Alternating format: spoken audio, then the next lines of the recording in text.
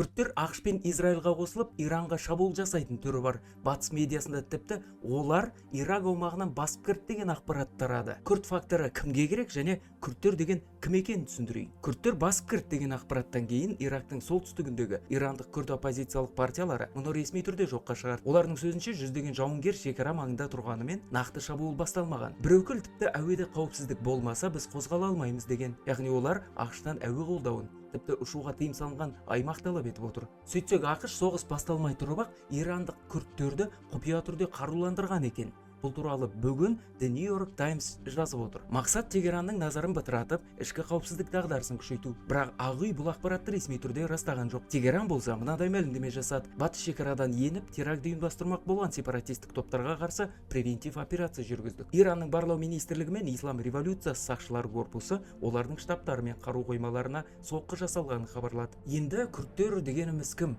Олар дәл қазір неге негізгі факторға айналуы мүмкін екенін түсіндірейік. Күрттер Түркия, Ирак, Сирия және Иран аумағында шашырай орналасқан өз мемлекеті жоқ ең ірі халықтардың бірі. Иран халқының шамамен 10% күрттер. Олар негізінен таулы, шекаралық аймақтарда тұрады. Сондықтан олар орталық билікке қысым жасауға ыңғайлы фактор. Тарихи тұрғыдан күрт қозғалысының өз мемлекетін құру арманы бар. Бірақ дәл қазір Ирандағы жағдай тек тәуелсіздік жариялай салу сценарийі емес. Бірақ маңызды фактор дәл қазір оларда танк немесе ауыр артиллерия да жоқ.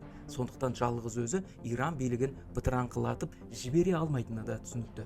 Онда ақш пен Израильге олар не үшін керек? Біріншіден, құрлықтағы күш ретінде әуе соққылары режимді әлсіретеді, бірақ аумақты бағалауға алу үшін құрлықтағы ойыншылар қажет. Екіншіден, Иранның күшін шашырату үшін керек. Егер күрттер батыста қысым жасаса, Тегеран қауіпсіздік күштерін ішке тартуға мәжбүр болады. Бұл классикалық периферия арқылы орталықты әлсірету стратегиясы. Үшіншіден, психологиялық әсер. Иран көпұлтты мемлекет. Күрттерден бөлек белудждер, арабтар, әзірбайжандар бар. Егер бір аймақта тұрақсыздық басталса, бұл домино эффект тудыруы мүмкін. Шынтуайтын айтсақ, Израиль мен ақш-қа күрттердің факторы оларға мемлекет құрып беру емес, тек Тегеранды әлсіретіп алу мақсатында қажет болып отырған сияқты.